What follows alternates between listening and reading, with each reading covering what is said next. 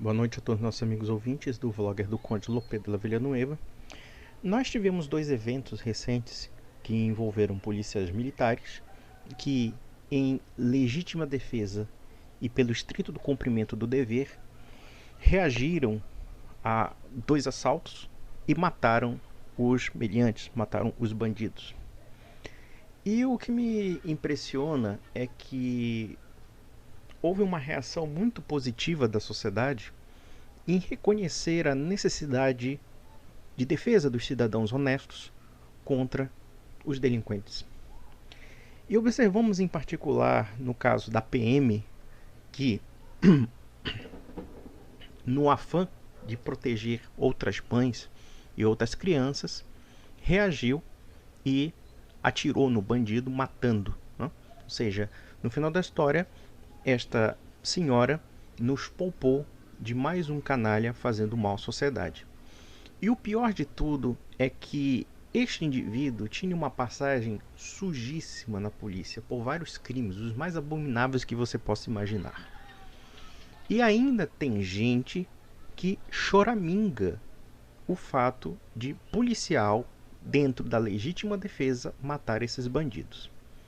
Ou gente que fica afirmando que o policial estava de folga na hora da reação policial, como se o bandido se preocupasse com a folga da polícia. Quando na verdade nós temos que analisar que quando um bandido descobre que existe um policial ao redor em que ele pode dominar, ele vai matar esse policial. Essa é a regra do crime. O crime também tem suas regras, arbitrárias, mas tem. E vejam que esta senhora, que estava junto com outras pessoas, outras mulheres, e este indivíduo armado apontando a arma para uma dessas pessoas, nós percebemos que se ele pegasse a bolsa dessa mulher e descobrisse que ela fosse PM, ela seria mais uma estatística da polícia. Vejam que a cobertura da imprensa, por um lado, parece denunciar ou então querer obstruir a ação da sociedade em defesa própria, seja através da legítima defesa, seja do fato de que o policial, teoricamente, não deveria andar armado para defender a si mesmo e também a comunidade.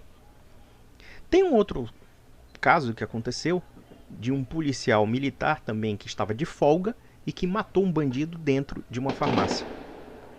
E o sujeito estava infernizando a vida dos cidadãos, apontando as armas para os cidadãos, enfim, quer dizer, colocando em risco a vida das pessoas, né? E colocando em risco a sociedade.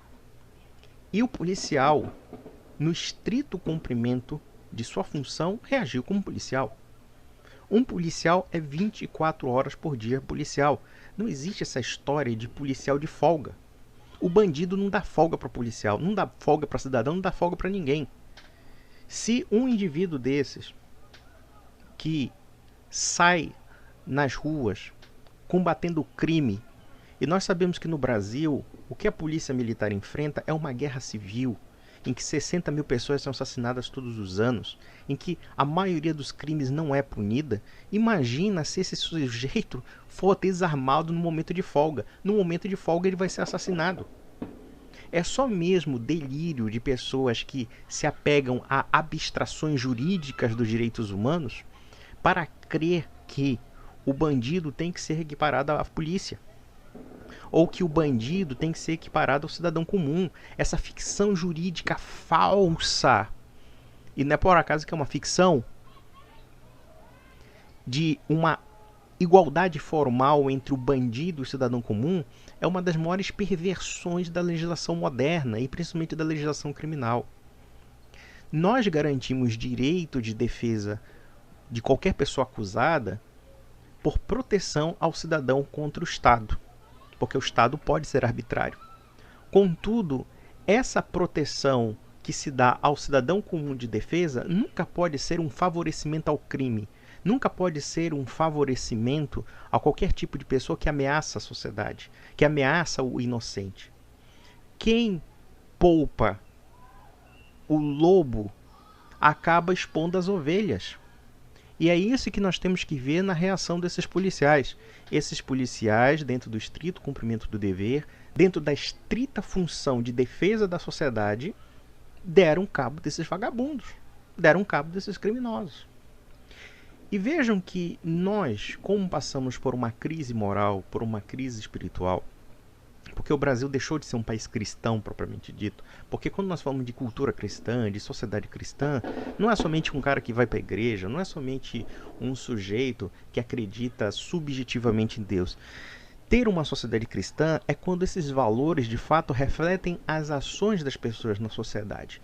Muitos desses bandidos não tiveram nenhuma formação moral. Eles não têm critérios morais alguns. Obviamente que o fato de eles não terem esses critérios não justifica o que eles fazem, porque eles sabem que fazem que estão errado. O problema é que nós somos uma sociedade tão permissiva que estimula a maldade, que estimula o crime. É só você ligar na TV. O que tem de exemplo cristão na TV? O que tem de exemplo modelar de honestidade, de honra, de decência para ensinar as pessoas? O grande problema da criminalidade é essencialmente moral. O brasileiro, o médio, se tornou muito corrupto, se tornou muito desonesto. Nós percebemos que hoje em dia as pessoas não confiam mais nem no seu vizinho. Mesmo numa favela, mesmo num bairro pobre. E olha que eu posso até fazer uma comparação entre o que acontece hoje nos grandes subúrbios do Brasil, onde o toque de recolher do crime organizado graça como se fosse uma espécie de soberania estatal, ou então onde o narcotráfico mata milhares de pessoas todos os anos. Eu faço uma equiparação com a época da minha avó, praticamente quase 100 anos, nos anos 30, Belém do Pará. E olha que aqui na minha cidade e no meu estado está se matando muita gente. Todo dia tem homicídio, todo dia tem assassinato. E por quê? Porque as pessoas já não têm mais embasamento moral algum. Não há referência moral para seguir. As pessoas só seguem os seus egos. As pessoas só querem realmente o venha a nós e passando a perna em todo mundo. Se uma pessoa não tem honestidade com seu vizinho, não tem honestidade, sei lá, até com um estranho, então como é que você vai necessariamente esperar dessa pessoa alguma coisa boa? Um dos elementos que, no meu entender, mais graves da sociedade brasileira é a desagregação da família e a desagregação da fé. Quando esta sociedade foi majoritariamente católica, e isso eu falo da época da minha avó, da época do meu avô, e minha avó nasceu em 1931, não? Nasceu há quase 100 anos. Então, no bairro dela não havia nem um milésimo dessa violência que nós temos hoje. Pelo contrário, as pessoas tinham respeito, as pessoas tinham ética, tinham princípios morais, tinham fundamentos de família, enfim. A presença da família era muito grande. Quando não era da família, era da igreja. E vejam que minha avó, com 6, 7 anos de idade, brincava na rua sem ameaça alguma de ser molestada por um tarado, por um bandido ou coisa parecida. E hoje você tem que desconfiar até das pessoas que aparentemente você confia. Tal é o estado psicológico da nossa sociedade. Nós temos aí nas ruas um bando de psicopatas criminosos, de bandidos. E isso tem a ver muito mais do que dinheiro, muito mais do que questões meramente econômicas, como desigualdade, etc., é uma questão eminentemente moral. A minha avó era pobre de não comer todo dia. Como muitos brasileiros nos anos 30, 40 do século 20, não tinham nem ter o que comer, mas era incapaz de roubar, sei lá, o pão do seu vizinho. Era assim a sociedade brasileira. A violência no Brasil era uma coisa eminentemente rara. O máximo que alguém ia preso nesse país era roubar uma galinha para comer. E olhe lá.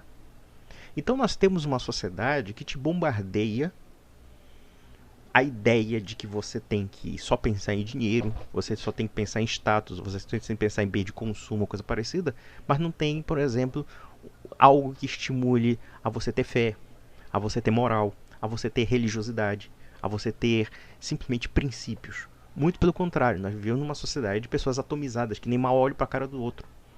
Não existe mais aquele elemento de solidariedade que existia há pelo menos uns 50 anos atrás. E eu falo isso porque minha avó comia como? Muitas vezes o pai dela não tinha o que levar para comer. Então ela pedia ajuda de um vizinho, e outro vizinho colaborava, e assim sucessivamente. Os pobres colaboravam entre si, e colaboravam por uma razão muito simples, porque havia princípios cristãos, porque havia princípios católicos. O Brasil era um país muito católico mesmo. E essa transição do Brasil católico para o Brasil secularizado, porque essa que é a verdade, nós somos um país secularizado, ainda que o povo tenha um certo resquício de religiosidade, e no entanto essa religiosidade não se reflete no seu cotidiano, não se reflete na sua vida particular e nem mesmo na sua vida pública, então nós percebemos que essa mudança foi extremamente drástica para criar um bando de bandidos nas ruas. Ou seja, não existe mais referência moral para nada. Liga a TV, e o que se incentiva, o que se estimula? Se estimula a pornografia, se estimula o erotismo infantil, o erotismo precoce das meninas, se estimula tudo que não presta. Se estimula coisas ou modelos de formação completamente distorcidos. E é óbvio que pessoas que não têm referência moral buscarão essa referência em outros canais e nem sempre positivos. Vocês buscarão em si mesmos, nos seus piores instintos, muitas vezes. Mas vejam a questão da PM. Se por um lado você tem todo um princípio de desagregação moral da sociedade, você também tem um outro princípio de inversão do conceito da justiça. Essa policial militar teve a sorte de ter hoje em dia uma opinião mais ou menos sã, seja na internet, ou seja de muitas pessoas que já estão cansadas dessa situação. Situação de violência, situação de impunidade, situação de que o bandido sempre leva melhor. E observem a forma, por exemplo, como certos partidos políticos ou certas pessoas que são defensoras dos direitos humanos fazem para acobertar a criminalidade como um todo e até estimulá-la. Será que nós não estamos passando também por um processo que, claro, tem a ver com a questão da desagregação urbana, tem a ver com a questão da mudança estrutural da família brasileira, mas, por outro lado, não tem a ver também com certas ideologias espúrias e revolucionárias que estimulam e glamourizam o crime? Veja a situação do Rio de Janeiro, o que também não é muito diferente aqui no Pará. Ou seja, que há toda uma estruturação jurídica que acaba beneficiando a impunidade, que acaba beneficiando o bandido. E vejam que quando nós falamos de bandido aqui, não estamos falando somente de bandido pobre não, tem bandido rico também. O que mais nesse país tem é bandido de todas as classes sociais. Nós temos um bandido lá que está preso em Curitiba, o senhor Lula. O presidente da República é assim, é um criminoso. Como também o pequeno é um criminoso. Mas já dizia a frase latina, corruptio optimi pessima, ou seja, a corrupção dos ótimos é péssima. Em outras palavras, quer dizer, se os grandes são corruptos e os grandes são canalhas, eles vão dar os maus exemplos para os pequenos.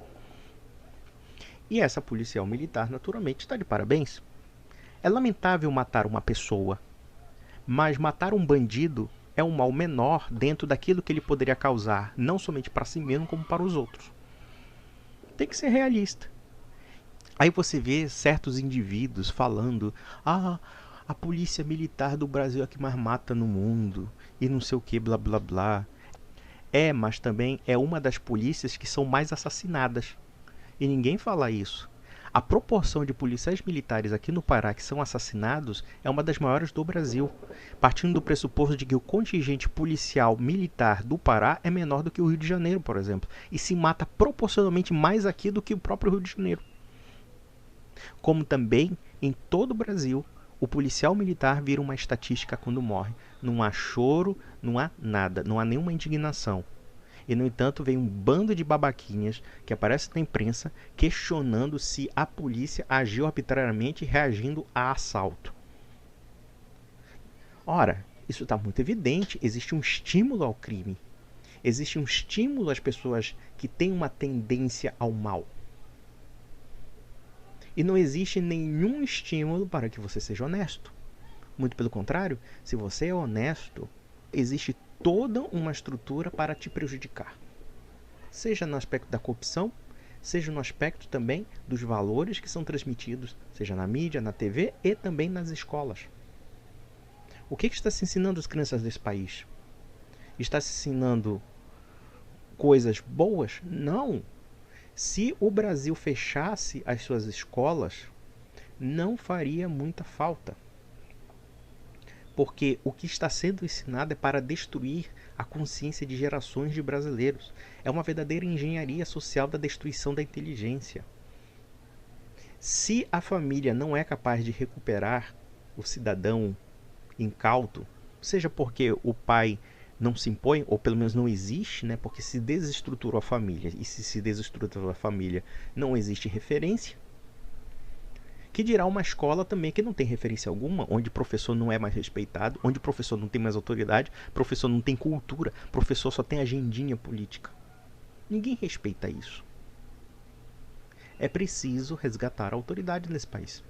A autoridade da polícia, a autoridade das pessoas que governam esse país. E quando eu falo de autoridade aqui, eu não estou falando apenas do poder dessas pessoas. Eu estou falando do aspecto moral. Auctoritas quer dizer o fundamento da respeitabilidade pela ciência dessa pessoa, pelo que ela inspira em matéria de confiança, porque ela de fato encarna certos valores. E isso também tem que ser dito à própria igreja. Quando fomos testemunhas dos escândalos da CNBB, é uma vergonha que bispos e padres que poderiam resgatar as almas desta nação se metam a situações vexaminosas e espúrias, que acabam depreciando o prestígio da Igreja de Nosso Senhor Salvador Jesus Cristo. E que nós, católicos leigos, temos essa responsabilidade. E nem sempre é fácil. Não é fácil ser católico. Não é fácil ser cristão. Não é. Para mim não é. Para muita gente não é.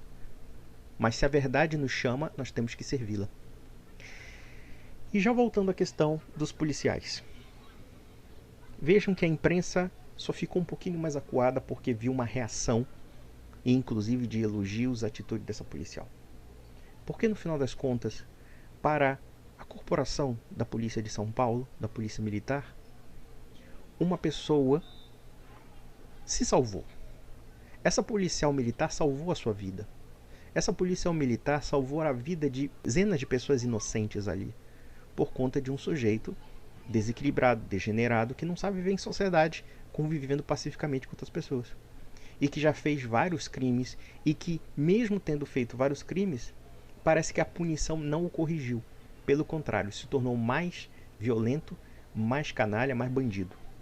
E ele teve, lamentavelmente, o que merecia. Então, meus amigos, é isso. E eu penso que esses acontecimentos vão favorecer cada vez mais a perspectiva de que o cidadão tem que ter o direito de defesa, tem que ter o direito de portar arma, e que essa palpitaria de dizer não reaja a assalto, não reaja a aquilo ou isso, é uma tentativa de enfraquecer os meios de defesa da sociedade. E esses policiais militares, na sua folga, porque não existe folga para policial, o bandido não respeita, os policiais nessa folga mostraram o quanto estávamos certos.